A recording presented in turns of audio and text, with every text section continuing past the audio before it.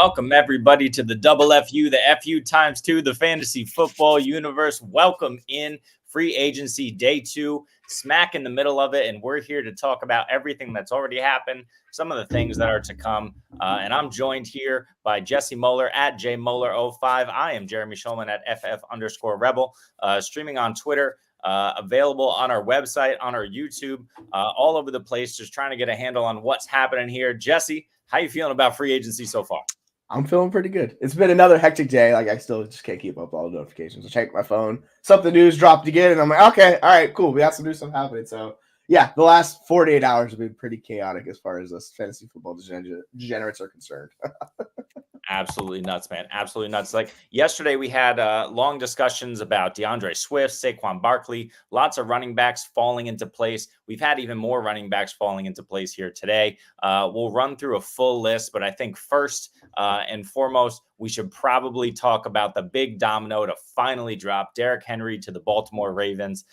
We've been waiting on this one. Surprisingly, it was one of the last running backs to actually sign instead of one of the first that we all assumed this was a shoo-in. Finally happens. How are we feeling about Derrick Henry now in Detroit?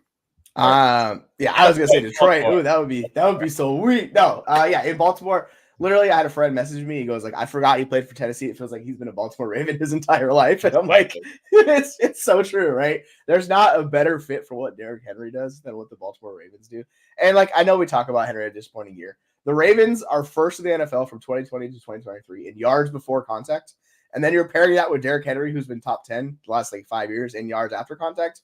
So what you're creating is just this juggernaut running through a wall, and you're not going to be able to stop him. So I put a tweet out where he's going to run over 1,500 yards. Like, I expect him to be another mid-level, high-end RB1 this season. Like, I think this is the ideal situation for him personally. How are you looking about it?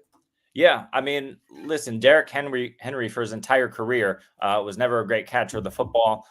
We never really expected a gargantuan amount of targets, especially in Tennessee with what they were doing and you know, Ryan Tannehill kind of looking to scramble more than check down.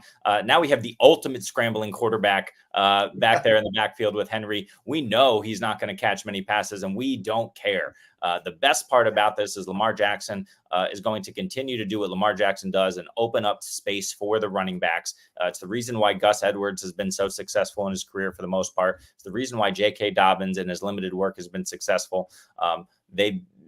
The defense has to account for Lamar Jackson. So when they do that, the space automatically opens up. The field is stretched horizontally, whether the defense wants it to or not. And Derrick Henry is just going to be able to pick his holes and run wherever the hell he wants. Yeah, it's going to be glorious. They had 541 rushing attempts, and people are probably thinking, well, yeah, Lamar had a good chunk of that. Lamar only had 148 rushing attempts. So you take the difference on that, and you're like, all right, cool. That's 300 rushing attempts right there. If you take the rest of the running back room. Obviously, it's going to increase more to Derrick Henry because that's a good running back is, but he is going to be fed. It's going to be – that's their style of football they've always wanted to play. So I am a little bit concerned about the ancillary options, a.k.a. Zay Flowers and Rashad Bateman and all those guys. I think Mark Andrews will be fine just because you know, he's the number one guy in that offense, but I'm curious to see how it affects the other guys in that offense because we know Derrick Henry, he's always commanded volume his entire career.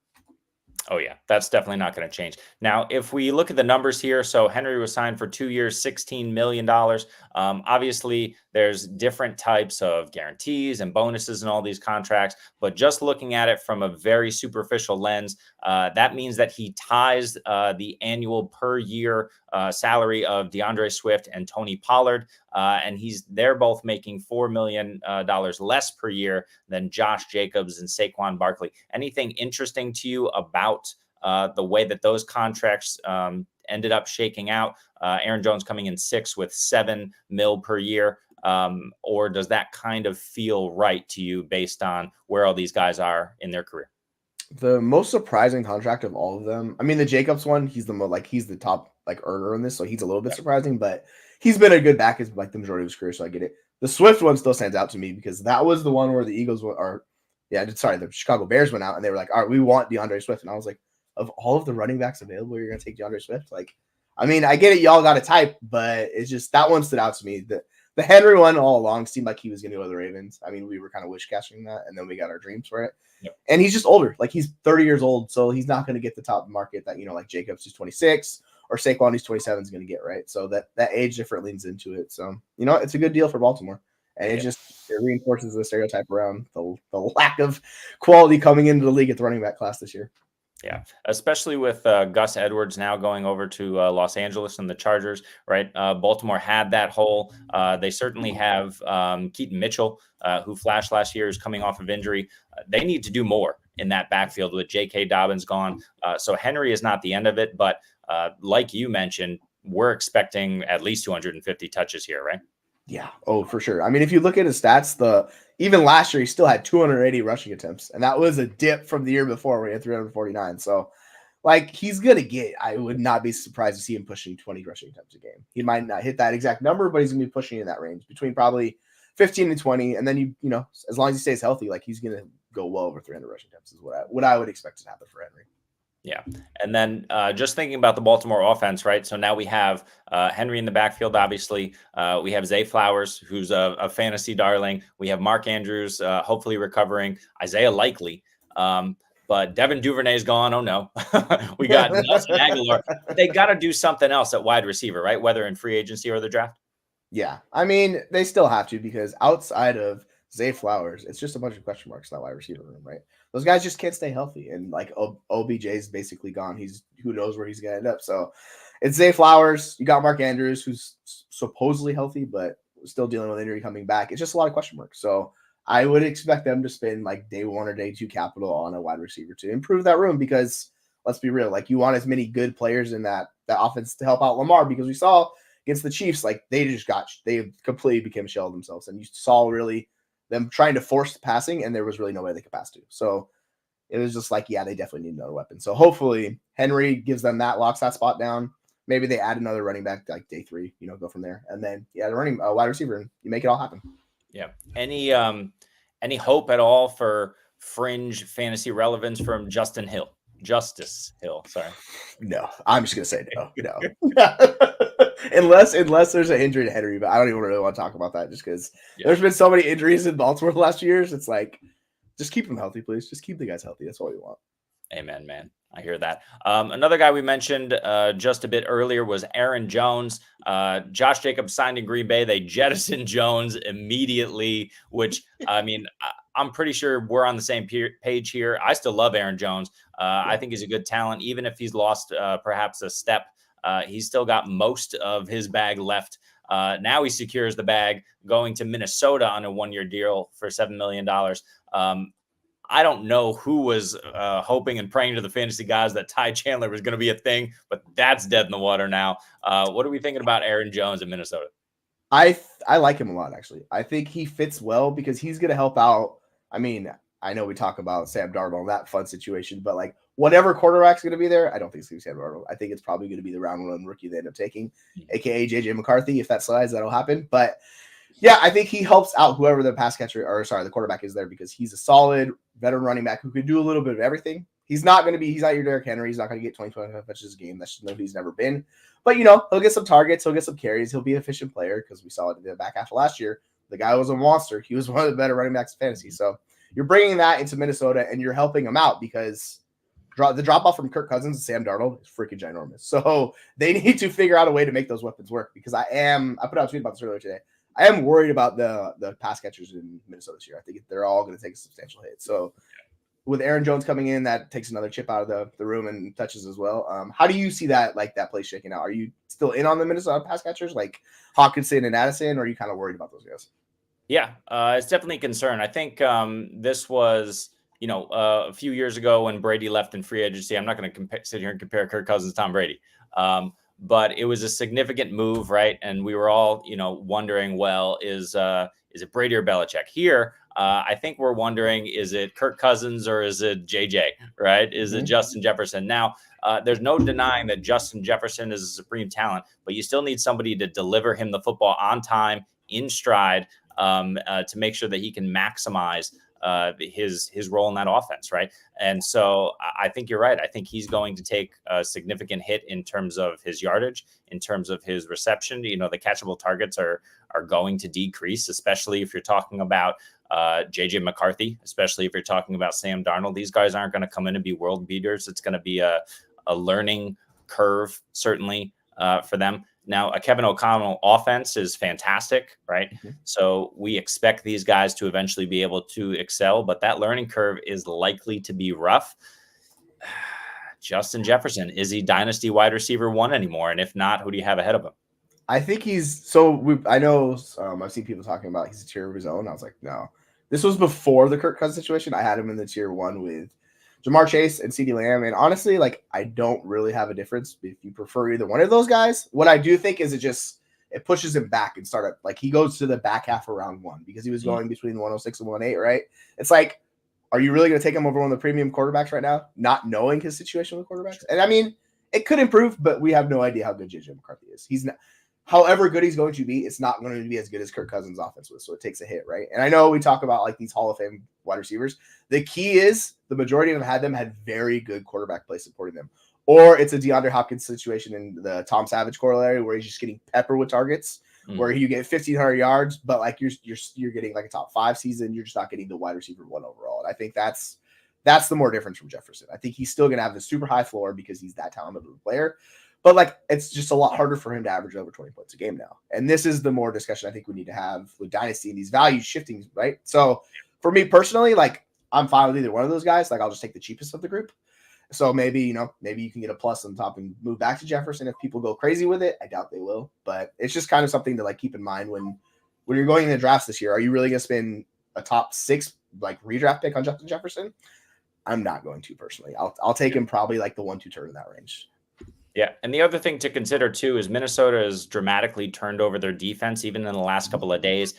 They paid big money for Jonathan Greenard, Blake Cashman at linebacker, Andrew Van Ginkel coming over. They lost Marcus Davenport. We're assuming that Danielle Hunter is leaving as well. But it's somewhat of an upgrade, right? And with Brian Flores there, right, it's very possible that Minnesota can, in this offseason here with the draft included, all of a sudden become a pretty decent to good NFL defensive unit. And if that's the case, they don't need to be thrown at the ball the way Kirk Cousins was 40, 45 times a game. They can scale that back. They will scale it back if it's Darnold or McCarthy. And then you're looking at, them likely bringing in another running back. I would imagine, a later round draft pick. And then, Aaron Jones gets 65%, Ty Chandler mixes in, and whoever else is coming in on a cheaper deal, and they're just going to pound the ball, right? So that is a bit of a concern as well for Justin Jefferson. Whereas if you look at his counterpart, Jamar Chase in Cincinnati, right? T. Higgins likely leaving, Joe Burrow back from injury. Remind me who's in the backfield, Zach Moss, right? Sure. Who is, I like Zach Moss, and we'll talk about him in a minute, but he's not necessarily Joe Mixon, or is at least it's at least a parallel move from Joe Mixon there. So you're not so concerned about the passing volume in Cincinnati. It could be, Jamar Chase wheels up and Justin Jefferson taking a couple of seats back. Right. And then if you're talking redraft, you have Tyreek Hill, who was just absolute monster last year. Like he was head and shoulders with everybody else. And then CeeDee Lamb too. So it's like, it's interesting. I think the discussion revolves like, where do we fall? We'll figure it out. We'll get there. I just think right now he's just a little bit overvalued. Like if you're paying that premium for him, like I would just wait and like let the market settle. And I know people say like buy talent, not situation. It's just when it gets to this premium talent we're talking about, like you're spending a first round starter pick or the equivalent. That's the whole thing. It's like all these guys are elite. It's like it's just different varying levels of elite, right? It's like, all right, CeeDee Lamb, 20 points per game. Jamar Chase, 20 points per game. Justin Jefferson, 20 points. Is like they're all in that range, right? So why would you pay up for Jefferson if you can get one of those guys cheaper? So I think that's just the whole case we're making. He's still going to be very good. Like it's not like he's going to drop off and put up 12 points per game. He's too good for that. Yeah. But he could drop down to like, between 16 or 18 points per game. Maybe has some bad touchdown luck. Things happen, That's still a very good season. But when you're paying this premium for him, and like you talk about the passing volume, like they've had 37, 38 pass attempts per game. There's no way in hell with the JJ McCarthy offense they're passing at 37. It might be 32. So if you take 6 passes per game, like that, it just slowly just decreases in ceiling is more that case. So yeah, that's my whole issue with it. Yeah, and fantasy, we know consistency is king, right? So the inconsistency here is Kirk Cousins is gone. We don't know who's going to be in a quarterback, if it's Sam Darnold, if it's someone else, right? And we don't know how consistent they're going to be with Justin Jefferson. Maybe they develop a great rapport with Addison, right? Or Hawkinson when he's back. And maybe it just becomes a situation where JJ goes from I'm guessing here, 26% target share on his own team to maybe a 23%. Maybe he drops a couple of percentage points in his overall team target share. And that's really going to dramatically affect his bottom line. So you're going to see those mid-level wide receiver 1 numbers instead of those elite 1, 2 tops in the league level numbers. So it's just another consideration. Consistency is king in fantasy, and elite consistency is elite king is the kingiest. Yeah, like with especially if you're playing with Sam Darnold, these guys that can't read defenses, the thing that happens is it's the inefficiency of the quarterback. So necessarily they'll hyper target your guy, and this is like what I was talking about DeAndre Hopkins when he had Tom Savage. He was getting 150 targets to get like a season. That was totally fine. It just was not super efficient, right? And that's more the problem. So like his target share could go up, but he could have a worse season because it's a worse quarterback throwing him. So it kind of cuts both ways, however you want to slice it. It's just at his cost of the 106 pick in startups and of like a top 3 like a redraft pick. I'm just gonna pass. I'll let people take that risk. But just to put a bow, because we talked about Justin Jefferson a lot here, put a bow on the Aaron Jones to Minnesota. Do we think it's a lateral move for his value? Do we think it's he moves up, down? Where do you have him now as opposed to what you were thinking about him in Green Bay?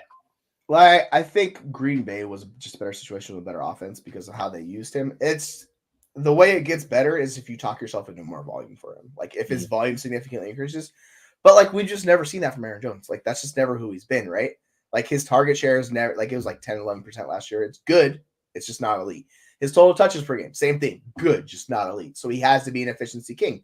And this is what he was with Aaron Rodgers a few years ago. He's touchdown monster, doing all those things. So I think with Minnesota, like he could probably be in, back end RB1. More than likely, he's like a middling RB2 for your teams. Yep. So I wouldn't get out over your skis with Aaron Jones. But like we talk about, just of these cheap, like older running backs, and Aaron Jones is the older running back. You just find the cheapest of like a Joe Mixon, Derrick Henry, James Conner. Who's the cheapest out of these guys? If there's no differential between them, it's like, why pay up for Aaron Jones when I can get James Conner for cheaper? Like, So I had an offer today, 207 for James Conner. And I was like, all right, I'm going to go see if I can get a cheaper back, like any one of those older guys, just for less than that. And that's just the best way to play the market because you don't have to zero in on one player because Aaron Jones isn't going to give you 20 points per game. That's just not who he is. That's who he hasn't been for a long time. So I think he's good, and I'm fine with him. Like he'll probably be like a 5th round redraft pick, and he's overall. But yeah, this is what we talk about. It's just know the market and like test the waters around everywhere else before you decide to settle. Yep, totally agree. It's lateral, if not a negative move for him. We'll just have to see how the rest of it shakes out for Minnesota. A couple of more backs to discuss here, but less exciting backs. We'll save the quote-unquote best for last, and we'll talk first about Zach Moss. Moss got moving from the Indianapolis Colts to the Cincinnati Bengals. Big move for him in terms of a much better offense, considering all the injury that Indianapolis was dealing with last year. Not necessarily a better line, not necessarily a better run game here. So what are we thinking about Zach Moss and his move, especially now that Joe Mixon is out of the picture, and really all he has to contend with is Chase Brown over there in Cincinnati? Yeah, I like him. I think he's a solid running back. I know I put out a tweet yesterday. I was like, RB1 season. Like I just being a little sarcastic with it. But he's going to one of the better spots for running backs. We've seen it time and time again with Joe Mixon. And when he subbed in for Jonathan Taylor, he got the volume. And I think that's the most important thing we need to focus on is not the efficiency, but it's the team trusting the player with volume because that means they believe in the talent. Efficiency can fluctuate, and this is something we've always had issue with Joe Mixon. He's just never been really that efficient, but he's been able to earn volume. And then we have Chase Brown there.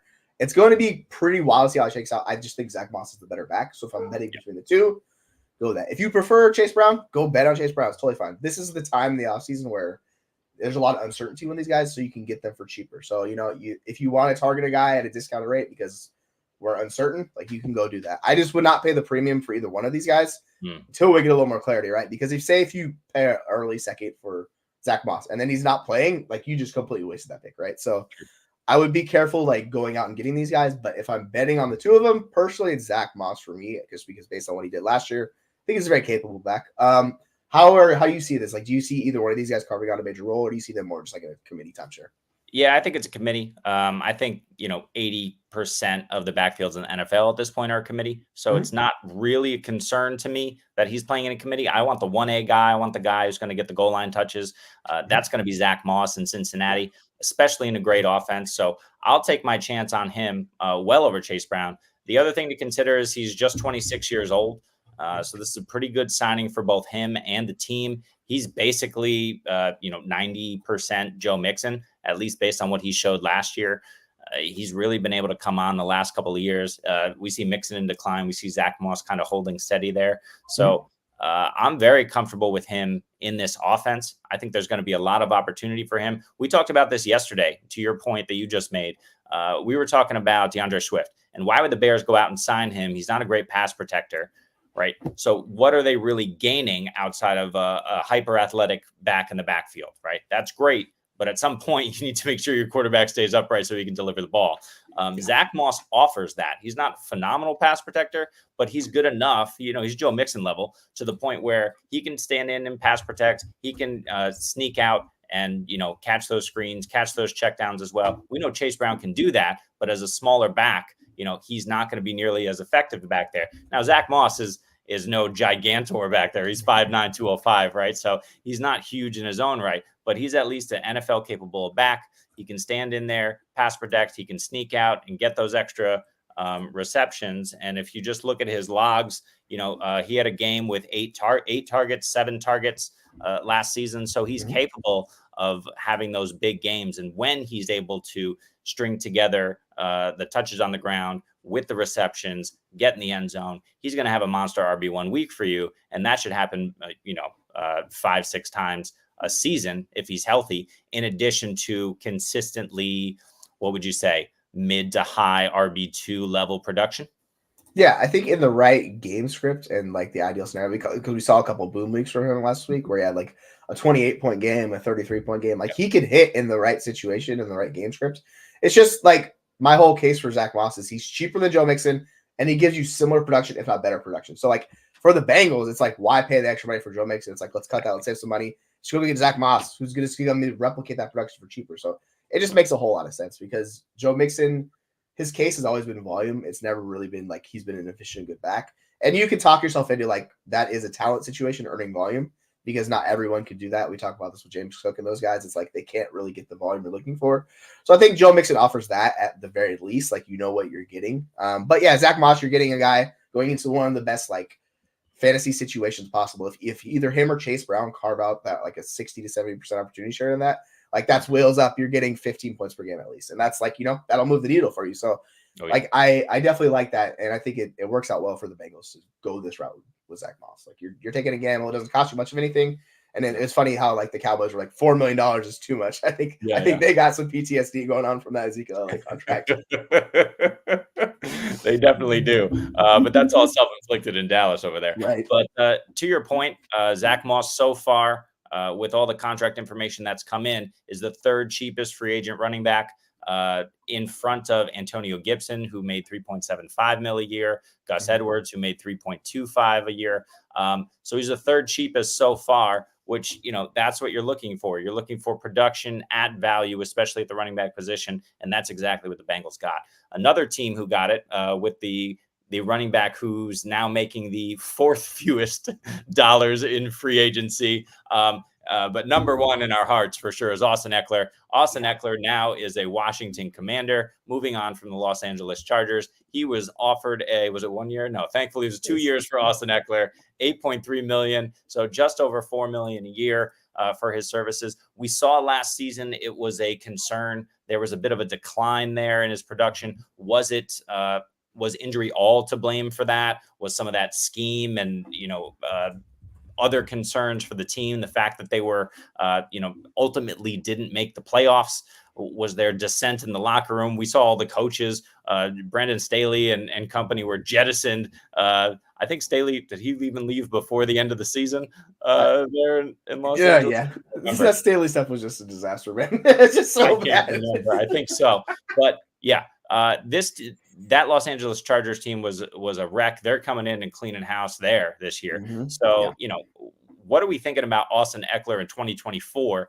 Does he still have 85, 90% of what he was, or has he fallen off the cliff? And how's he going to fit in Washington? So yeah, last year was his stats dramatically just fell off the cliff, and he had that week 1 injury with the high ankle sprain. And high ankle sprain, if you remember, this was the thing that killed Saquon Barkley a couple years ago. Came back and it was just like it was over after that. He rolled his ankle, the season was pretty much done. He was just walking. So, and we saw the video, everybody's seen it. Eckler looking like a grandpa running down the sideline, going with 13 miles an hour, where it's just no speed. So the funny thing is, he was like they did week 1 before he got injured. He was running 19 miles an hour. So like he obviously still has speed. Like I don't think he doesn't have the high end like burn away. They get 80 yards at the house, but he's fast enough. I think he's fine. It's just a lot of things worked against him. And that offense just had no explosive players last year. They like Keenan Allen's not an explosive player. Austin Eckler's not an explosive player. Mike Williams is out for the year. They got to get so it's just like the offense. You watched it, and it was just like everything is running in slow motion. You're like, goodness gracious, this is terrible. They can't do anything right because if you don't have speed, it just gets a lot harder. And I mean, Keenan Allen's still a very good player, but speed's never been his game to tell you the truth. Yeah. So yeah, him going to Washington, I think, is very interesting because Brian Robinson would be considered a plotter by many people in the league. Like you watch Brian Robinson, you're like, all right, he's not explosive. He's not. So there is a scenario where you talk yourself into Eckler being the guy there. And I mean, it's all cost related. If like I saw someone throw out like a late 3rd round pick, they got Austin Eckler at that cost. I'm like, sure, what's it going to cost you? Right. So if I think people are still pretty out on him. So if you want to target him over Brian Robinson, who personally, like, I think he's just kind of just meh. And Austin Eckler still, worst case, offers you passing production. Like that's what he does, right? He's always been good at that. So I think he could do a similar to what Ezekiel Elliott did a few years ago, where he just puts up an ugly season, but we look back and he's like the RB10 at the end of the year. Yeah. Like you can totally talk yourself about it because it's going to be Drake May or Jane Daniels, and the running back is always the best friend of a rookie quarterback. So like that situation, you can work it out there, and they have good players there. So like they don't have to depend on Eckler so heavily. So I think the lighter usage is what he's wanted his entire career. He's finally getting that again. Like they're not so dependent on him, and he's going to be the PPR guy there. So like I'll talk myself into it. Like I still have a soft spot for Eckler. What about you? Are you at all interested in Eckler, or are you just like throwing in the towel and just say he's like sayonara? No, I'm definitely interested. I do buy a bit of the narrative that I was spinning a couple of minutes ago about, the fact that LA was just in shambles as an organization and they cleaned house. The fact that, as you mentioned, he had that injury and never fully recovered, and sapped some of his strength and explosiveness. Let me ask you this question, though. So Eckler missed 3 full games last season. So he played in, let's do some quick math, 14 games last season. How do you think he finished on the year among running backs? PPR running back number? Oh gosh, it was gross. Like per game or end of the year? End of the year. He's probably like RB 21 or something would be my guess. Not bad. 26, right? Ooh, so, but if you think about that, right, he's still borderline RB2 numbers, missing 3 games and looking as bad as he did with while dealing with injury, while dealing with Kellen Moore and whatever the heck was going on, Brandon Staley, whatever the heck was going on over there in LA. But he's coming to Washington, and Washington has their own turnover and turmoil, right? Sam Howell right now is the quarterback, unless it's Marcus Mariota, who's just signed over there, which I don't know. That's a toss up to me. Who's better if they don't draft somebody at 2 here, but they should. But then, so you likely have a rookie quarterback coming in, but then at the same time, you have a Cliff Kingsbury coming in, right? And we're all huge fans of Cliff Kingsbury from his time in Arizona. I think the most impressive thing about Cliff Kingsbury's time in Arizona was the house that he drafted from during COVID. But we've all seen the route tree that DeAndre Hopkins was, the route bush that Kingsbury had him running. He doesn't have a much better quarterback than he had in Kyler Murray. I don't know that Jaden Daniels or Drake May is going to come in and light it on fire right away. So do we have high expectations here for Eckler now inserted into a Cliff Kingsbury offense? We know they have passing game weapons, but like who's running the show here and what can he really produce, especially behind or in tandem with Brian Robinson? Yeah, I think there's going to be a lot of negative game scripts in Washington this year. Like it's a rebuild. It's year 1. You know who that helps? That helps out the pass catching running back. So like the more I think about it, the more I prefer Eckler to Brian Robinson. I mean, Brian Robinson completely just bodied Antonio Gibson out of the picture last year and the year before. So like, congrats to him on doing that, because obviously it looks like, I think I saw a tweet where someone said, watching the two players, it looks like Austin Eckler was the one shot in the leg last year, not Brett Robinson. And I was like, you know what? But like he still averaged 4.6 yards per touch, which was basically what Joe Mixon's done his entire career, Austin Eckler. So that shows you like the difference in pass catching and like what Austin Eckler does. It's easier to get yardage, right? Because he's a pass catcher.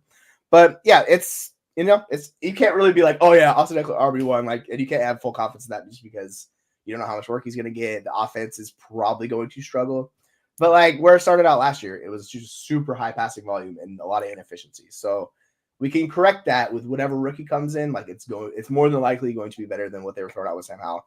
We saw Terry McLaurin reborn with Jacoby Brissett when he was playing, right? All of a sudden we're like, oh, this is what it's supposed to look like. Amazing. So I think whatever rookie offers them a chance to give Washington a much better, more efficient offense, even if it's less volume in general. But yeah, they could be in a lot of negative game scripts. So like this is when we talk about Austin Eckler, this is the way he succeeds in Washington. Yep. Yeah, that's a really good point. The only pushback I'll offer to that is let's assume it's Daniels or May, right? It's probably not going to be anyone else. Caleb is going number 1, no matter where he goes, but likely Chicago unless they trade it. You know, so Daniels or May, these are running quarterbacks, right? These are not check down artists. So that for me is going to, you know, even if they learn how to run a 2-minute drill, and Austin Eckler is at 4-minute drill, and Austin Eckler's out there, they're way behind. I'm not super confident that those guys aren't just going to take off and run at the first sign of trouble, instead of, you know, looking for Eckler out of the backfield or Zach Ertz, you know, in the flat there. So that's my one concern with it is, you know, like you mentioned, Brian Robinson is good enough to command touches right out of the backfield.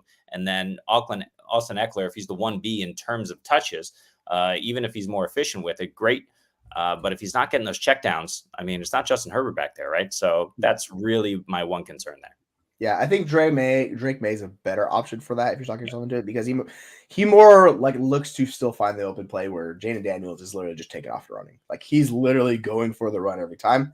So I think if you want to talk to like who's the better option between the two, I think it's Drake May, and he has the higher, like the longer pedigree of being a good passer. So there's that on top of it. But yeah, like it's not like he's gonna get 100 targets. No one's saying anything like that, but you could find a scenario where he gets like 50 to 60 targets, you know, in the situation like this, and it works out okay for you. But yeah, this is what we get into. It's just really hard for him to get into this like the high end range of running backs. Like that just seems like that's gone at this point for him. Yeah, totally agree. We do have one more running back to discuss, unless there's news that broke in the last 20 minutes. I don't think so. But it is Joseph Mixon leaving Cincinnati, traded for a 7th round pick. I'm going to say that again. He was traded for a 7th round pick. That's the last pick of the draft, folks, to the Houston Texans. Wow. Yeah. Jesse, talk to me. Hey, you want to talk yourself into one of the better running back situations we go. And it's a CJ Stroud offense. And I get it. We like Singletary, but like he's never able to earn volume the way Joe Mixon was. So realistically, I'm not worried about Dameon Pierce. Like he does not fit there at all. I think maybe they trade him at some point. But yeah, it's Joe Mixon's backfield. So the only way it's not is if they draft someone and then like a running back in, you know, day 2 or whatever. And maybe they do that. And then maybe he comes to committee. But as it stands right now, I think now everyone's excited about Joe Mixon. In Dynasty, this is exactly the moment you sell him. Like you're literally like, all right, he's the lead running back in a great offense. Cool. Well, now we sell him. According to Sleeper, he's not the lead running back in the offense. Oh my gosh. Why? Dameon Pierce, get out of here, man. Come on, Sleeper, get on top of it. But yeah, like you could spin the wheels where, you know, you send him for like early second, maybe you add on to get that late first round pick, you know, you move off of him, and that's how you get out of Joe Mixon. Yeah. Because it's very much like Austin Eckler, like when it goes and when people haven't had really interest in Mixon for a long time. So this value spike is what you take advantage of because he's going in like the 10th round of startups, right? Like he doesn't have any dynasty value, it's just strictly production. And now he's in, frankly, even in a possibly better offense than he was in Cincinnati. But yeah, like Joe Mixon's just living right because he's had Joe Burrow and now he gets CJ Stroud as quarterback. So it's like, all right, these are 2 of the better offenses in the NFL. So yeah, on the flip side, if you want to go get it, like, I don't blame you at all. If he's cheaper than Henry, if he's cheaper than Jones, and you know somebody doesn't give you the value bump, then go pay for him. It's all market value with Dynasty, and I think he will be fine. I think he's going to produce. I don't think he's going to be a high-end RB1 just because he's not that efficient. But overall, he's going to get over 250. Like opportunities. That's who Joe Mixon is. So being in that offense, we saw what Singletary did last year, and these other running backs, you can succeed. So yeah, I think he'll be fine for fantasy. This was probably the last like boom window to get rid of Joe Mixon though. So like, Yep. you know, And even more important to note is that Houston lost a couple of key defensive pieces already in free agency, right? That defense is likely to be a little bit worse, but I think they're going to do what they can. But that helps us for fantasy purposes, right? We also know that they re-signed Noah Brown. That's a huge plus for this team, I think, as a dependable wide receiver 3, just to kind of keep the chains moving. Dalton Schultz is back. Right. So we're getting the band back together and we're adding in a better running back, even if he's declining. And then you look at the running back depth chart behind Mixon. We already mentioned Pierce. Don't worry though, you got JJ Taylor and Jared Dokes back there. And we have 2 fullbacks on the squad, 2. So I don't know what we're doing here in Houston. Look, I'm pretty convinced here because I'm looking at the picks that they've got. They've got the 23rd overall. That's in the first round. They've got a second. They've got a third and 2 fourths. I'm pretty convinced they're going to bring in a rookie running back. Now, I don't think that's really going to hurt Mixon, at least for this season. But, it's at least a consideration here in Houston with all their weapons, with the fact that they can rely on C.J. Stroud to move the football and generate offense. Can Mixon do better than Singletary did at his advanced age? I mean, I think he can. Like, yeah. I like Singletary what he did, but like he wasn't, a true difference maker in the running back position. I think like Joe Mixon is going to be at worst case a back end RB1, and who knows, maybe it all falls off a cliff this year for Mixon, and like what did with Eckler last year, where it's just like, well, he doesn't have it, but like he really didn't. It's not really diminished. He never really hit the highs we're looking for. Like all of his efficiency numbers are all very in a similar range each year. He just kind of hovers around there, a guy that can get volume, and it's, you do with that what you do. So I think maybe it falls apart, and it's the hard power running backs when it goes, it goes. But I think he's just an ugly back end RB1 where people are like, oh, Joe Mixon, but then they're like, ooh, that offense though, that offense. So you have this like the thought process is divergent on the two of them. It's like, do I invest in the running back because of the offense, or do I just invest in the running back and hope it works out? So yeah, you can tell I'm not the biggest fan of Joe Mixon in the world, but like he earns volume and that's important. So like he will produce. Yeah, agree. Devin Singletary last season had 6 games where he had 75% snap share or greater. In 5 of those games, he had at least 22 carries and at least 3 targets. So, I mean, look, I think they're going to feed Joe Mixon until the wheels come off. Dameon Pierce will get in there some. They'll probably have a rookie learn the ropes there because Mixon's not long for the NFL. All of that said, it's going to be a good situation for Joe Mixon. All of that said, trade him as soon as you possibly can, like Jesse mentioned earlier. Yeah, right. I mean, the last 2 years, he's had 75 targets and 64 targets. Like, he gets targets. He finds ways to get there. It's just, he's not a high-end target earner. You'll probably put him down for 50 targets. I'm curious to see, like, if his targets fluctuate a lot. But overall, as long as he's getting the 60+% opportunity share on that offense, it'll be fine. The volume will be there. He'll produce for you. It's just, It's one of those where you really just don't want to watch it. You just want to look at the box score at the end of the day. 15 fantasy points, cool. All right. If you watch it, you're gonna pull your hair out. Yeah, that's it. Just collect your winnings like this. All the other running backs who signed in free agency that matter, right? I'm not talking about Nyheim Hines or Dearness Johnson, Chase Edmonds, but we're talking about Jacobs, Barkley, Pollard, Swift, Singletary. If you want to hear all of our breakdowns of those guys, we talked about them yesterday. That I believe is available on our YouTube, and if not, is all over Twitter. So you can find it pretty easily and on our website, fantasyfootballuniverse.com. But for now, at least, that's the end of our running back discussion. We're going to pivot a little bit and we're going to look at quarterbacks for a brief second because not much has been going on outside of Kirk Cousins. The biggest one, though, there's a couple that have starting implications, right? We talked about Cousins yesterday. We talked about Russell Wilson. Today, we're going to talk about 2 other big names in the NFL quarterback market, Gardner Minshew and Jacoby Brissett. Jesse, let's talk about Gardner Minshew first. Coming over to the Las Vegas Raiders, we thought that this could be a position for a potential Justin Fields landing spot. That's likely out the window now, even though it's still possible. But Gardner Minshew is good enough to command a terrible offense, in Las Vegas. He commanded a decent one in Indianapolis last season. So what are you thinking here with Davante Adams, Jacoby Myers, Michael Mayer? Okay, yeah. And then Zamir White or whoever they bring in. They got to bring in some more guys here. But can Minshew be the guy? And if he is the guy, can he be, a capable super flex weekly starter as a QB2 for you? That's going to fluctuate. I don't have 100% confidence in that, but you saw kind of in Indianapolis, which the scheme is better. So we might want to pump the brakes on, Minshew just replicating those numbers in Vegas. Yep. But I will say, to spin it positively for Minshew, it's the pass catchers and it's Davante Adams that I have confidence in now, that because it's a guy that can feed them targets. And he just gave Pittman 150 targets and made him a wide receiver one, right? Yeah, true. He did that with him. So you're going into and we like Pittman a lot. I still think Adams is a better wide receiver. I still think Adams is one of the best wide receivers in the NFL. He just very complete. So what you're doing is you're getting Adams the chance to hit a high end ceiling because you're giving him a guy that can just absolutely pepper him the ball. And it might hurt the rest of the guys in that offense. I'm not super thrilled about Michael Mayer. Not super thrilled about Jacoby Myers. I think they can do some things for you. Have flex play every now and often, but Adams is still that good of a wide receiver where he had 175 targets last year. He was a target king.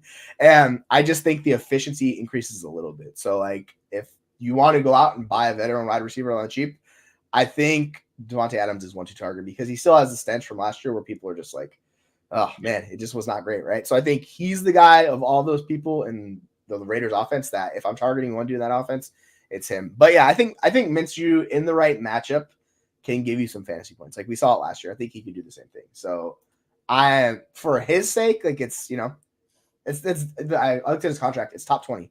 He's a 20th high paid quarterback. I know people said his backup money. No, that's borderline starter money. That's more than backup money. So they actually have confidence in him because otherwise they would have given him a Justin Fields $6 million, right? So no, they gave this dude $25 million with $15 million guaranteed. They trust him enough for this year, and this is all we're looking for, right? Yeah. So we're not looking for long term. This is the cycle through. We did this with Baker last year. Gino the year before. It's you invest in these cheap quarterbacks, and they can produce some level for you. I don't think Minshew's going to give you that production just because the arm talent's not there and things of that nature. He's a little inconsistent, but yeah, he can be a streamable QB2 depending on the matchup for you. Is the best way I will phrase it. Are you willing to roster him as a QB3 on your team, or are you just getting him as a dart throwing deals? Yeah, I'm not going to pursue him if he's available on waivers, which is unlikely unless you're in a fairly shallow dynasty league. I'll scoop him up for sure. Otherwise, no, I'm not chasing him or his production. I don't think he's that much better than Aiden O'Connell was last season. He's got a much better look to him. I mean, listen, for media purposes, Gardner Minshew in Las Vegas is just phenomenal, right? You just got, a picture of Minshew on the strip, full Fu Manchu, short shorts, American flag bandana, and just repping the NFL from Vegas on the strip, fantastic, right? But Gardner Minshew in reality is not really going to move the needle. Let me ask you this question, because you mentioned Davante Adams and his production last season. With the revolving door of Jimmy Garoppolo and Aiden O'Connell, and there was definitely another starter or two in there, which I've forgotten, and don't worry about it. It doesn't matter. But the question to you is, how many targets do you think Davante Adams earned last season, and where did he finish as a PPR wide receiver? So I did say he had 175 targets last year. Yep. I actually don't know his production. I think he was second in the NFL in targets. As far as his points per game in total, I actually don't know. I think he was was it 13? No, I'm talking out my ass. I actually don't remember now. That's close. He's PPR wide receiver 10, right? Mm-hmm. So still a back end wide receiver 1 with all of the turmoil, with Josh McDaniels getting just totally, kicked out the door. He was DJ Jazzy Jeffed out the door in Vegas, by the Davises there. But yeah, Davante Adams, with all that turmoil, with how outspoken he was in Vegas, he still finished, like you said, with 175 targets, 103 receptions, 1,144 yards, and 8 touchdowns, right? Still elite production. Now, if you have a solidifying force at quarterback like Gardner Minshew can be, or if Aiden O'Connell beats him out, which is possible, takes a step, right, and can continue that rapport, either way, it's good for Devontae Adams. So I like the stability there. And it's probably even better than bringing in a rookie QB, certainly better probably than bringing in a Justin Fields, right, for Devontae Adams to deal with. But also, if you think about it, 103 receptions, 175 targets, right? That's not really ideal. We're not exactly playing with Aaron Rodgers anymore. So No. but he's doing his best to soak up that volume and to produce. But let's talk more about Gardner Minshew. Commanded a pretty decent offense in Indianapolis last year. In fact, let's just take a look at him. He finished as the QB 21, which isn't exactly great, but of course, Anthony Richardson started the season over there, right? He kind of took over the helm after week 6 officially, with Richardson battling those shoulder injuries back and forth. And from that point on, he produced decently, unless he was facing some stiff competition. But I don't know, QB 21 with almost a full season under his belt, only 15 touchdowns to 9 interceptions. I don't know. Is he able to be that guy like we're talking about as a QB2, or is he someone we're like, oh, he's a starter now, just sell him as soon as possible? Oh yeah, if I can get out from him, I'll happily do that. Like if someone's take? desperate, oh yeah, I would search for any second possible to get rid of him. But like realistically, instead of a 3rd-round pick, what you're gonna want to do is you're gonna want to package him up into something else or move him for a positional player. So somebody who's a wide receiver. Like I'm looking at his value right now. If we're talking about Minshew, he's way down here. He's with the Darnell Mooney, he's with the Jaleel McLaughlin, he's a little bit Adam Thielens, the Mac Jones of the world. It's a late 3rd-round pick, so he's worth basically nothing. So you have to basically find someone who's desperate and buying into it. So I think the best way to do that is in season when someone gets injured, and that's it's really hard unless you want to throw him in as like a kicker in a deal. Like that's the only other way, right? Otherwise, you just ride him out and go with that because I mean, who's going to pay a second for him? Like, what? I guess better way to phrase it is why would you do that? Here, I'm going to pull up this question real quick because I guess we got one. Sure. All right. So let me know what you're doing with Derrick Henry. Are you holding him? Are you trading him, or are you buying him? He's definitely at least a hold for me, but I would buy him. I mean, I think like we talked about, that Tennessee offensive line last year was just struggling. Was it Taylor Lewan? It was one of those offensive linemen who retired like just before the season started in Tennessee. Mm-hmm. I think it might have been Lewan. And then I believe they had another injury on the line. It was a disaster there in Tennessee in terms of what we was working with up front. The line in Baltimore is pretty decent, but it doesn't matter because Lamar Jackson is just creating those holes by the nature of him being there. Most NFL teams will spy Lamar Jackson. If they're smart. It actually worked in the playoffs this year against him, and it's what ultimately shut them down. I think who beat them? It wasn't the Chiefs, right? It was Chiefs. Was the Chiefs. I think they had Bolton spying him for a majority of that game. And, in key moments. So, NFL teams are going to figure that out. They're going to figure out how to contain him. But they didn't have to account for a monster running back in the backfield. So for me, like, I'm buying in on Derrick Henry because we know Derrick Henry can run around you. We know he can run over you. He's lost a step. It doesn't matter. I'm right there with you, Jesse. I think you said 1,500 yards on the ground. He's going to dominate. And yeah, I'll buy him. Yeah, I'm looking at now. Gus Edwards had the 2nd highest stacked rate in the NFL for first carries, and he averaged 7.2 defenders in the box. Yeah, I mean, it makes sense, right? It's just the guys are in the box. We're also focusing on Lamar, so the holes open up a little easier. So it kind of cuts both ways, like you're talking. The difference is Derrick Henry's just better running back. I think that's what it comes down to, right? You're taking with that scheme, and I know they switched it up. They went to the Todd Monken offense. Still a very good offense last year. Like they did a lot of great things. Like Lamar won the MVP, so obviously it was a good season. It faltered at the end, but you're bringing in a running back who takes it to the next level. And this is what we were hoping to get out of J.K. Dobbins, but unfortunately, Matt Man just can't stay right and stay healthy. So we never got it. And we're getting it with the King, who's the guy he just feels like he's eternal. It's just another season of Derrick Henry. Like, don't worry about it. He's going to be an RB1. Like, you just lock it in. And, in this offense, as long as Lamar doesn't take all the rushing touchdowns, which, he might take a few, but it's not Jalen Hurts where you get down to the one and it's going to go to Lamar. Those will go to Derrick Henry because Derrick Henry is a massive human like Jalen Hurts, right? Yeah. So he's going to, it's setting up very well for him. So if, like I see right now in Dynasty Data Lab, he's going at the 205. I'm fine sending him 205 for Derrick Henry. Like if I'm choosing between him and Mixon or any one of those guys, I'd prefer Henry because I think the ceiling is higher for Henry than those guys just based on the player he is and the situation he's in. He's not going to get the carries, but he's never gotten the carries. So like that's just we know that going in. Like he can give you 20 to 30 catches on season. I'll happily take that from Henry, and you go from there. Even if it's down to 10, that's really not the selling point with him. It's the yardage. In terms of a rookie pick, what are you willing to send for Henry? What do you think you would send that would get accepted? So I think it has to be a very like strict circumstance of a team. Like I'm not buying him unless I'm a contender, because the thing with Henry is you're not going to be able to resell him, right? Yep. Like that's what you have to do. Like you buy him into the season. Maybe if he's still hitting throughout the year and like your team struggles, then you could kind of flip him for what you sold him for. But yeah, I personally, you might have to pay an early first. I don't want to get into that ballgame. That's a little too steep for me. But my cutoff was probably like 202-ish range. But I need to be a certified contender. Like I need another veteran running back. Like everything else is set up. I got the wide receiver room, quarterback room, tight end room. Everything's good. It's just like I'm looking at my running back room. It's like Kamara. You have like, maybe you have like Gibbs. And then you have just ancillary pieces, right? Where you need another running back in there. It's like, all right, cool. I will go invest in Derrick Henry in that situation. That's fine. Yep. And on the flip side, if you have a team that's not competitive, just go sell this man immediately. Get out from him, and you get rid of any risk associated with injury, because if he does get injured, can't solve for anything. Like people are gonna be like, they're not gonna want him at all. So like that's the kind of circumstance you have to take. So if you're buying him, know that going in, like injury happens, the value's done. So It is what it is. But yeah, like a mid-second is totally fine with me.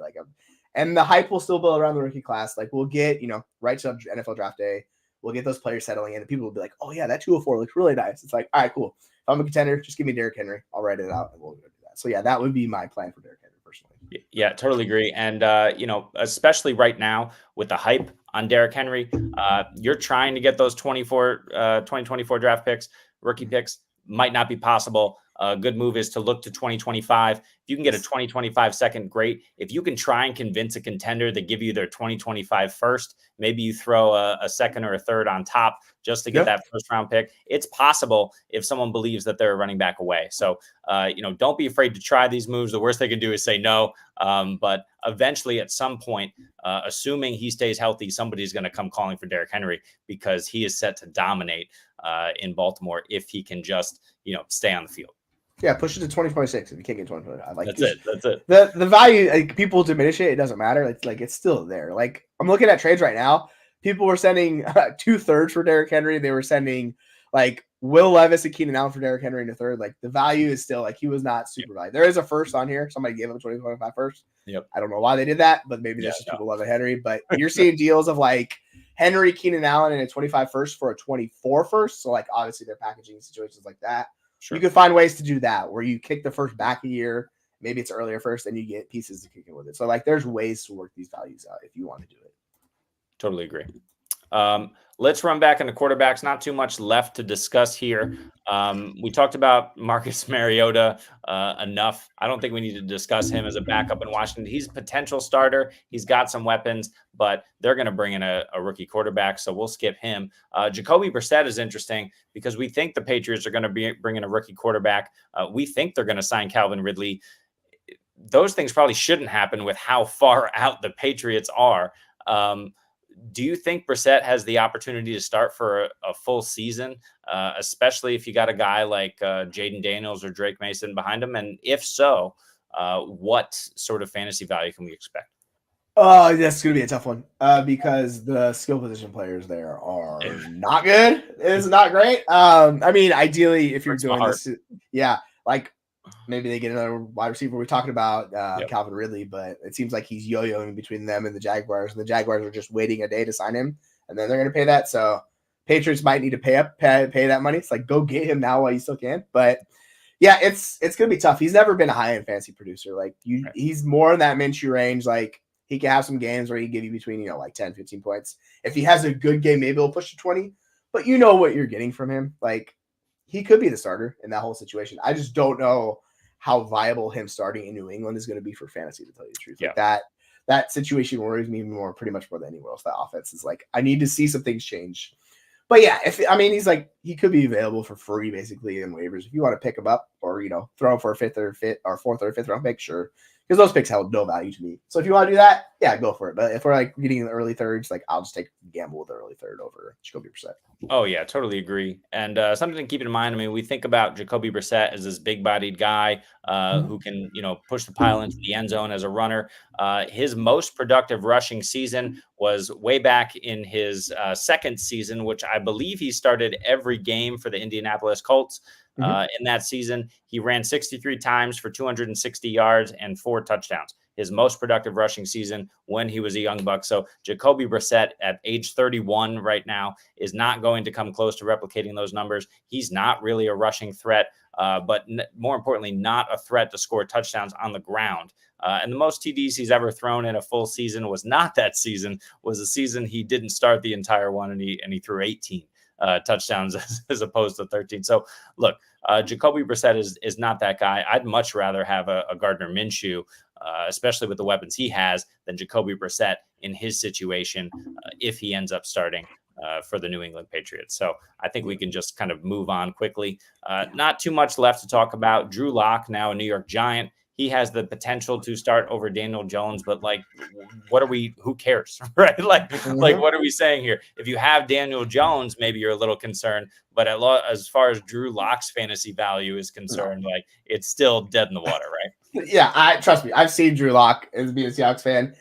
Yeah. It's not good, friends. Like, there's the meme going around where it's like Drew Lock's doing the thing, and I'm like, that's great for the Seahawks beating the Eagles, but as an NFL quarterback, he trusts it. He's like Brett Favre, but a much worse version of Brett Favre. He's a gunslinger that trusts his arm too much, and his arm's not accurate, and it just creates massive problems for an offense. So you see it, like, he could have some games where it works out. I think he did pretty well against, I can't remember what team it was, but he played pretty well against one other team last year besides Philadelphia. But yeah, it's just those low games are just ridiculously bad. So yeah, it's just no, thank you. I'm good on the Drew Lock experience. Leave him on the waiver wire or whatever sad sack got stuck with him on their dynasty roster. That's for sure. Just interesting points of note here, but nothing we're really going to talk about. Tyrod Taylor going from the Giants to the Jets. That's kind of interesting because Aaron Rodgers, who knows what's going on with his health and long-term viability in the league. Maybe Tyrod only 34 and a half years old. Maybe he gets a year or two of starter, level work down the road. Who knows? We also have Jameis Winston, who's now in the Cleveland Browns, which could become interesting because we know for fantasy, Jameis is really exciting. For reality, he's a disaster just in terms of the amount of YOLO balls he throws up. But he's at least interesting behind Deshaun Watson. But the guy I want to talk about first is Sam Darnold. All right. Sam Darnold in Minnesota. I mean, what is Minnesota doing here? They pretty much have to trade up for a rookie at this point, right? You can't let Sam Darnold start 17 games for you. No. And I mean, this is people buying into the KOC offense, the Kevin O'Connell offense, right? Yeah. Kind of similar to what we were talking about with San Francisco last year. It's like, oh, even Sam Darnold can produce in that offense. And it's like, I mean, kind of. It's like kind of, right? You're just getting significantly worse production. So, like, I get it. We like the offense and all those pieces they have, but like, the floor and the ceiling both come down. Like, that's how it works out with Sam Darnold. He's going to be turnover prone. He's I think Sharp or Hart has put it out, like, the most percentage of inaccurate balls, I think, in the last couple of years, he's 37 out of 38 ranked quarterbacks. Like, he's just not throwing an accurate catcherable ball. So, like, that going in. So he's just going to piss off Justin Jefferson is what's going to happen. And, like, that's not what you want to do. You don't want to ruin the prize possession there. So I think that would be a gross miscalculation of assets for Minnesota to make Sam Darnold a starter. Like, I get it. He's got that, high-end draft capital, but he's clearly not that good. And it's just, it's like you just have him as a backup. And I think with these Superflex guys, they all pop. Like, we saw this last year. Guys like Andrew Pop. You want to roster them just roster them and see if you can sell them for anything. Like, that's the best way to make the easiest buck in Superflex leagues because quarterbacks. So if you have Drew Lock, you have Sam Darnold, whenever injuries pop and somebody needs a quarterback for a week, you're like, all right, just give me a third-round pick. And then you go and you just move it on. Like, you just do that every time. And that's how you generate a profit. But it's really hard to get more than that for these guys unless they're starting like a Josh Dobbs where it's multiple games and it starts kicking and he rolls through. But then what happens? The house comes crashing down and it's like, I'm stuck with nothing. So, yeah, you just have to be careful with these guys. Yeah, even with the Daniel Jones, who we thought was relatively safe given his contract, he's just been so bad, right? That, he's a risky asset right now and is unlikely to keep his job long term. We saw it happen with Mac Jones and Kenny Pickett just last year. right? These guys are being given less and less time. More and more quarterbacks are talented and relatively pro ready as they come into the league. And we're just going to see that multiply, especially this year. We have the potential for 6 pro-ready quarterbacks to come in, maybe another one who just, wows us like a Brock Purdy in the later rounds. We're probably going to have a couple of those guys bust. But if you're saying that, 3 or 4 of those quarterbacks become long-term starters or starters in the next couple of years, right? That's just knocking down the pool of these Daniel Jones types who are destined for backup roles as in the NFL.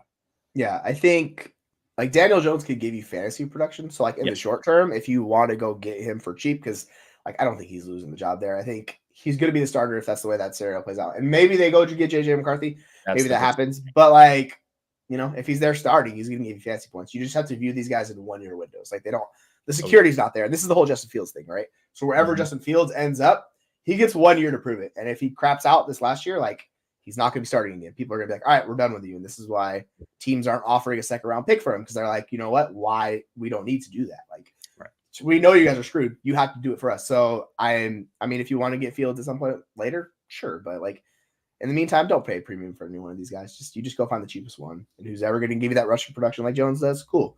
But you just have to be aware when it falls apart, it absolutely crumbles. For quarterbacks, let's just stay on Justin Fields for just a second. How does this play out? We talked about Minshew to the Raiders. That felt like a lock until Minshew signed. Is there a place now for Justin Fields to walk in and be assured the starting role? And if not, what happens? Does he sit? Do the Bears just eat it? Draft Caleb Williams and, make Justin Fields their backup? Do they, just draft Williams and look to trade whoever has the most interest? Do they sell the 101 pick for a haul and build around Fields, which at this point, with all the chatter, seems like it would be a disaster for Chicago? What the hell do they do? And what happens to Fields? Yeah, like you're starting to look around the jobs in the league and it's like, all right, well, the Raiders just paid Gardner Minshew decent amount of money. I mean, maybe they go get Fields, but like, why would you pay Gardner Minshew all this money if then you're going to go get Fields, right? Yeah. So it's basically Minnesota or bust is what it feels like at this point because there's nowhere else for really him to go where it's confident. And maybe I'm missing a team off the top of my head. Denver. Oh, yeah, Denver would be the other team too. But he feels like the opposite of a Sean Payton quarterback, right? Like I feel like he would draw Sean Payton up a wall. Agreed. And it's like we saw last year with Russell Wilson. Like you gonna bring in Justin Fields in that situation? Like I don't think you want to do that. So yeah, it's those 2 spots. And if he doesn't land there, like this is what we talked about. Like the market's just not there, and teams do not value him. And it's clear Chicago overplayed their hand. But like if teams wanted him, they would be willing to pay that price for him, right? Because they'd still view him as a starter. So it's clear a lot of teams are just not that interested. So, and I know people are like, oh, wait till the draft. And I'm like, all right, cool. Why would you wait instead of going and get him now if you wanted him? That's the whole thing, right? So unfortunately, it is what it is. Like I thought Justin Fields was going to be a good NFL quarterback. And speaking of the quarterback class this year, like the 2021 class is kind of like the worst case scenario where you get Trevor Lawrence is the only starter and then nobody else starting. I think this year it's going to turn out a little bit different. It's just how variance plays out, right? So we'll have a few starters coming in. And yeah, if you're still holding Fields at this point, like, are you going to be able to sell him? Like, what do you do? Like, you just have to ride it out, I guess. You have to ride it out. Yeah. Like in hope he lands somewhere and they get injured, they trade for him restarting and then, maybe it works out. But it seems like a long uphill battle for him where it's kind of just like, sorry, man, you could have sold Justin Fields anytime in the last couple of years if you wanted to. You hold on to him. Like that's where they talk about missing windows of selling. This is exactly what Justin Fields. You missed the window to sell. Now you got to ride it out. Yeah, this is Trey Lance. Same sort of deal. At this point, you're holding the bag, and you're just hoping that that bag of crap turns into a bag of gold, and someone signs it. You were like, oh, maybe Minnesota is going to take a chance on Trey Lance. No, Trey Lance is dead at this point. He's cuttable, and I think with Justin Fields, unfortunately, if he doesn't get a chance from an NFL team and becomes a backup, you're going to see a similar sort of situation where, just like you said, you missed the window and, you're left holding the bag there. Yeah. But that's enough quarterback talk. Let's quickly move through 2 or 3 of the notable signings here at wide receiver and tight end. The big one is Darnell Mooney at wide receiver, moving from Chicago to Atlanta, $13 million a year, 3 years, $39 million. And he gets to play second fiddle, or I guess third fiddle in the passing offense to Kyle Pitts, and of course, our favorite guy over here, Drake London. Darnell Mooney, where do you see him when it's all said and done, the season's over, assuming health of everybody across the board in a Kirk Cousins-led offense? Where do you think he could finish as a PPR wide receiver? I mean, it's going to be tough for him to top the top 50 just based on being the third option of that offense. And they also have Bijan Robinson, right? So yeah. I mean, he's currently wide receiver 68 Dynasty. So if you want to throw him in as a package and maybe one of those guys gets hurt and it opens up for him, the thing for him that I think is he just helps out the offense. He gives them another capable NFL wide receiver, and he was paid like a capable NFL wide receiver. He's going to stretch the field deep, which is what we kind of talked about earlier when we were talking about Atlanta. That's what they need, right? They need a guy that can take the pressure off London, work with Pitts, and he can just stretch the field deep and open it up things for those two guys. Like, I think that's more the scenario for him. Like, as a best ball receiver, I think he's a fine target because he's going to have a blow-up game every now and then. But, I mean, maybe you could talk yourself into him being a flex play. I would just be like, you know what? He's more looking like a guy that I'm trying to sell if I get anything in return. Oh, yeah. Like, that's more the way that I would personally view it. What about yourself? 100%. And I love Mooney, the talent. I just think you sell it like this. Kirk Cousins going to Atlanta. He's going to be wide open. He's going to be singled because the defenses have three other guys that they need to worry about covering in terms of London, Pitts, and Bijan. And Zach Robinson's coming over. He's instituting 3 wide receiver sets, right? They're going to be throwing the ball over the yard. That's how you sell Darnell Mooney and get him off your squad and get a second in return because – look, it's just not going to be there for him. He's going to have his blow up games. I think he's good enough to, become a wide receiver 1, 3, 4 weeks a season. You just never know when that's going to happen. He's for that reason, he's a good best ball pickup. But in terms of dynasty, in terms of redraft, no, I don't want anything to do with him, and I'm selling him if I can.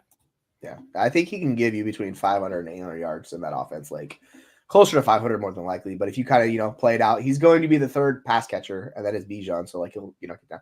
But yeah, he's going to be good for an NFL team. And that's what matters. Like, same thing with Gabe Davis when I was talking about this yesterday. I was like, it's good for the NFL team more so than it is for fantasies. Like, this is what these guys offer. They're capable NFL wide receivers. I know people say they suck. Like, they're solid. They're getting paid and maybe it's a little bit overpaid, but like, teams have needs. They got to make these dudes, like, they got to work with it. So you know what? You improve your team, and that's what you do. So yeah, I'm with you on that. Like, I think we're on the same page with Darnell. Yep. A couple of other wide receiver signings of note, but nothing really to talk about much. Devontae Parker goes to Philadelphia on a 1-year deal. He makes more money than Noah Brown, who stays in Houston. Noah Brown, I really like. He had some huge boom games. And Tank Dell may not necessarily be 100% ready to go week 1. I think for me, Noah Brown at least is interesting from a fantasy perspective. I'm not necessarily going out and buying him, but if I have him on a roster or, I can get him as a throw-in deal that makes me feel good about, I can't even think of anything at the moment, but potentially tearing down or getting rid of maybe like a TJ Hawkinson who's likely out for half the season. And picking up a better tight end, and I get Noah Brown thrown in. At least he can be a serviceable backup, especially if Collins goes down. We know in that offense he's capable of putting up numbers. How are you seeing Noah Brown? Do you feel like he's someone worth stashing on your roster just in case? I mean, he's kind of one of the few what we call like we talk about these running backs that are backups that can step in. Like, he's not going to give you that production level like of Tank Brown and Nico Collins, but he can, he can have some good weeks every now and then. So yeah, if it's an injury situation, and sure, you want to add him in as like a free throw in because like no one's going to value him as like a 3rd round pick or anything like that. Exactly. It's like, you know what I'm saying? So if it's like, all right, give me this package and I'm getting everything I want. You already got the plus. It's like, all right, let me get Noah Brown, and they're going to be like, oh no, Noah Brown, right? Like, I think you can get him. You can get him through. Yeah, exactly. If you really want to target him, you can get him thrown into a deal. It's totally fine. And like you're saying, if Tank Dell's out early in the year, he's come back slowly. Like, Noah Brown's capable. He can, give you some production in the meantime. So yeah, I'm totally fine with that move. I don't mind it at all. Noah Brown had a 2-week stretch last year, weeks 9 and 10.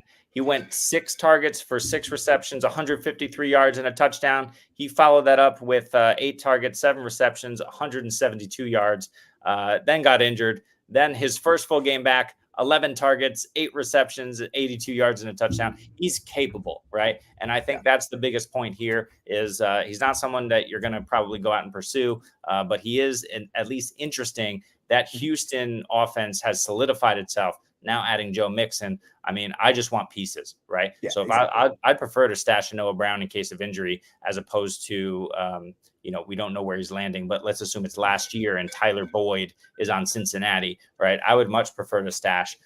I guess I value them the same. I'd prefer to stash those kind of guys in great offenses as opposed to, I don't know, an Alec Pierce still holding out hope in Indianapolis, that kind of thing. Yeah, for sure. I'm 100% with you. Like, Indianapolis is going to bring in somebody, and if they get Bowers, like, sayonara Alec Pierce. It was nice knowing you. There you go. But like 100%, you want the pass catchers of those like really good offenses, like the guys like we talk about Kirk Cousins. Like same thing with Darnell Mooney, same type of situation. I expect him to do better than those guys, but it's a similar mindset we have with those guys. It's like, all right, if an injury happens, they're stepping in. It's not going to be similar, but you'll be able to flex them. Mooney more particularly than those guys, but you'll be able to consistently flex them in a situation like that. So yeah, 100%. You just want to stash like those guys if they're free, like because a lot of these guys are. Like if they're rostered, it's not very high percentage. So you can check your waiver wire. If they're available, just pick them up. You know what I'm saying? Just do that. That's it.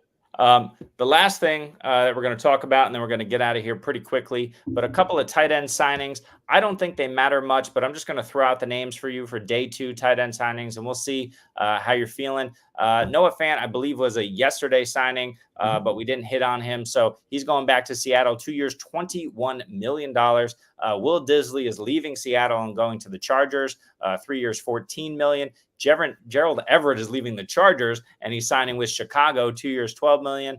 And then Irv Smith is going to Kansas City on a 1-year deal for $1.2 million. Mike Gesicki, contract details unknown, going to Cincinnati. Are we falling for any of this, Jesse? Any name that you think is interesting here? Yeah, sell Travis Kelce immediately. It's all over for Kelce. Irv is coming to town, baby. I was so big on Irv for a long time. So many people were. It's so like he's that type of tight end that's the tweener that it's really hard for them because he's smaller. And there's a lot of those tight ends coming in this class. If you're smaller, you need to be schemed open. Like this is the thing because you're not a blocker. You can't play outside. You're kind of in that tweener role. So Andy Reid, baby. This is why Evan Ingram's more the exception than the rule because a lot of these guys fall the wayside just because it's really hard to get those guys open. So yeah, I mean, if you want to talk yourself into Irv Smith, have at it. Go talk yourself into Noah Fant, whatever. Like, no, don't do that. The whole Noah Fant situation is he's the 4th option at best on that offense. True. And it's Geno Smith. It's not a Kirk Cousins offense. It's a tear down. It's like he's going to consolidate on those guys. And then it's like, all right, cool. Maybe I'll throw Noah Fant the ball. Maybe I'll get a touchdown. But like, what's the upside? Tight end 12 for Noah Fant? Like that's when it gets to these guys, I'm like, just get the cheap one. Don't talk yourself into Noah Fant. I get it.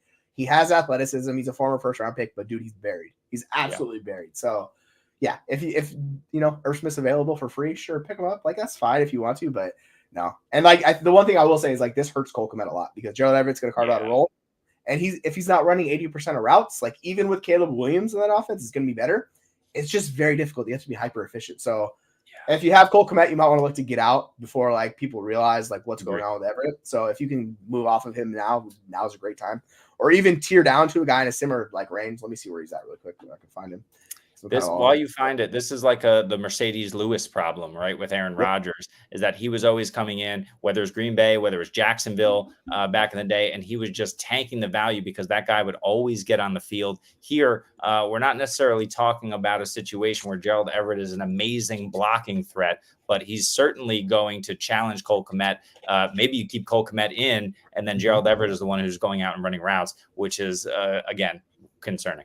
Yeah, like Cole Kmet's the tight end 12 right now. I'm looking, and like I would just prefer Dalton Schultz straight up. He's a tight end 17. So tier down to one of those guys in that range, like take a dart on Pat Freiermuth, Luke Musgrave, whatever it is. But the market is going to collapse on Cole Kmet once he starts playing because people are going to realize, oh, he's not running all the routes. Yeah. He's not going to have boom weeks unless he gets touchdowns. It's just going to be very difficult. So I don't know why they signed Gerald Everett. Sometimes teams just do this because they want to, insulate their position when they're not sold on a guy. Maybe that's what it is, but. Yeah, I think he's the biggest loser of the tight ends, like of this whole situation, because he was valued highly, and it's gonna come crashing down. So, like, I want no part of Cole Kmet as current value. Yeah. Plus, we've got a likely, at least if you believe all the mocks, a top end wide receiver coming into town at pick number 9. Very likely. If not, There's a lot of wide receivers who are available in the second round. I wonder if it's the Bears. I have to look it up, but there is a team with 4 second-round picks, and I know the Bears have been doing their due diligence collecting picks over the years. So listen, it's perfect timing right now, or in the next, month maybe before the NFL draft, if you can get out and Cole Kmet. 100% agree with that. Last point I'll make, Jesse, and I'm going to try and sell you this case for a 28-year-old Mike Gesicki moving from New England, moving to Cincinnati. T. Higgins is going to be traded, we think. Tyler Boyd is out. Joe Mixon is out. Zach Moss, maybe not the pass catcher Joe Mixon was, but he's close. Chase Brown, maybe not as involved in the offense as we'd hoped. Is there room for Mike Gesicki to see 100 83 targets from Joe Burrow this season? So, if you ever watched him do the gritty, if I was this quarterback and I saw him do that, I'm never fucking throwing you the ball again. It's so hideous, dude. What are you doing here? But no, seriously, if he's the number 2 option on that team, sure, you can talk yourself into it. But we have the draft. Free agency's still going on. We don't know what's going to happen with T. Higgins. He could still be there. I think there's a lot of ways this goes wrong, talking yourself into Mike Gesicki. But yeah, we're talking he's tight end. Doesn't even matter right now. I'm looking at values. I can't even find him. He's way down. I think he's tight end 43 or some just nonsense. People do not care about Mike Gesicki. I don't even know if he's actually on the list of tight ends in the Dynasty Data Lab. Let me see if I can find him real quick. But yeah, it's just sure, if you really want to do it, just because it's Joe Burrow. But the problem is when we talk ourselves to these good offenses, the player still has to be able and capable. We saw in Miami, he just could never produce with the volume. He was getting targeted. He was just inefficient. So I just think he's one of those guys that for some reason doesn't live up to the athleticism and pedigree we hope, because he has a high RAS score, decent draft capital. It's just, sometimes guys don't hit. And we've done this with some of the same thing with Irv Smith. It's we keep talking ourselves into these guys. If you want to do it, feel free. But don't come crying to me when he's tight end 30 and stuff for a year. Listen, for my money, I'll take the shot on Andrei Iosivas as the second target in that offense over a Mike Gesicki. But to be honest, I don't think it's going to be either of those guys. Cincinnati needs to go out and get themselves one of these top-end wide receivers, especially if they're dealing T. Higgins. They're going to deal T. Higgins for what? Late first, early second-round pick, most likely. So yeah, I saw Barnwell had it from pick 27 all the way up to 40. That was the range of picks they were talking about. If they get it, they're basically just going to draft a wide receiver in that spot, right? That's pretty much. Yeah, you take Troy Franklin, Brian Thomas Jr. If they're, whatever one of that third tier of guys falls, that's who you end up with, and you pair him with Jamar Chase and now Mike Gesicki. Yeah, listen. So it's real tough, but not for Mike Gesicki. Go ahead and just leave him wherever he is. Hopefully not on your roster. So let me ask you this. How do you feel about Joe Burrow if T. Higgins does leave? Does his value change at all for you? Is he kind of just in that same tier of quarterbacks? Yeah, it's really interesting, right? It's not just T. Higgins, it's Tyler Boyd, right? We saw Tyler Boyd be incredibly productive, and he's a professional wide receiver. He was able to get open over the middle of the field. Right now, you're replacing that with, I assume it's Iosivas. I assume it's Charlie Jones over there. They can't bring in too many wide receivers, and they haven't made any moves in free agencies to go get a wide receiver at the moment. And if you're just talking about Zach Moss back there in the backfield with Chase Brown, unless Chase Brown's usage is going to severely spike next season, which I don't think it's going to. Yeah, and now we have Mike Gesicki, Irv Smith. That's a 1-for-1. That's a lateral move. So it's a good point. For me, it's the loss of weapons plus the fact that this wrist injury that he's been dealing with has never been dealt with by an NFL quarterback before. I forget the exact terminology, but say again? I said it's a weird injury. I know what you're talking about. Yeah. And it was Jesse Morse, or I forget who it was, but one of these Twitter doctors who puts out great information about these injuries, just saying that, no quarterback has ever had to deal with this. The recovery window is all over the map. And it really depends on, is he going to get full functionality back in his wrist movement? That's super scary for a guy of his talent who relies on accuracy and who relies on snapping his wrist the way that he does to get the spin on that ball. These elite quarterbacks, if you're talking about wrist, hand, thumb, we've seen it before. It can really sap their value. So is he going to be 100% healthy to start the season? Is he going to be 100% healthy at any point during the season, at any point ever again? I don't know. You pair that with T. Higgins leaving, them likely just bringing in a rookie. Yeah, it's a fair point. I'm really a Joe Burrow truther. I think he's been phenomenal so far. He showed everything that you want from an NFL caliber quarterback, and a dynasty quarterback to be your QB1 and feel comfortable. Now, I agree. It's a bit up in the air. So, there's an interesting question of, I think that at this point, Lamar Jackson has superseded him in terms of where you're taking him. But it's an interesting question of Burrow or Herbert, right? In an offense that is supposed to now be more run heavy in Los Angeles under Jim Harbaugh. Is Herbert going to see the volume versus will Joe Burrow be able to be relevant as a high-end QB1? I'm not sure. What do you think? Let's play a little name game here. So quarterback 10 is Kyler Murray. Are you taking Joe Burrow or Kyler Murray? Burrow. And QB9 is Jordan Love. Are you taking Jordan Love or Joe Burrow? That's so tough. I know you like Love. That's why. I really do. He's not there yet. From a value perspective, I need to see it again. But it's interesting because you could trade down, right? Mm-hmm. You could deal Burrow for Love and a first, you think? Yeah, there's about 10 picks difference between them, so it's about a first. Yeah, you could do that. Yeah. Would you prefer him or Anthony Richardson, who's QB8? That's so hard. Richardson, the player, I really like. Richardson, the shoulder first runner who has already had an injury history in the NFL. I hate that. I feel like Burrow is more safe just in terms of an injury, from an injury perspective. Maybe that's not true, but that's how I feel at the moment. So Burrow. So you're probably more looking like you would still draft him kind of in his range as QB 6 or 7 with Herbert, and then ideally you're more looking to tier down than you are to like take those guys above him.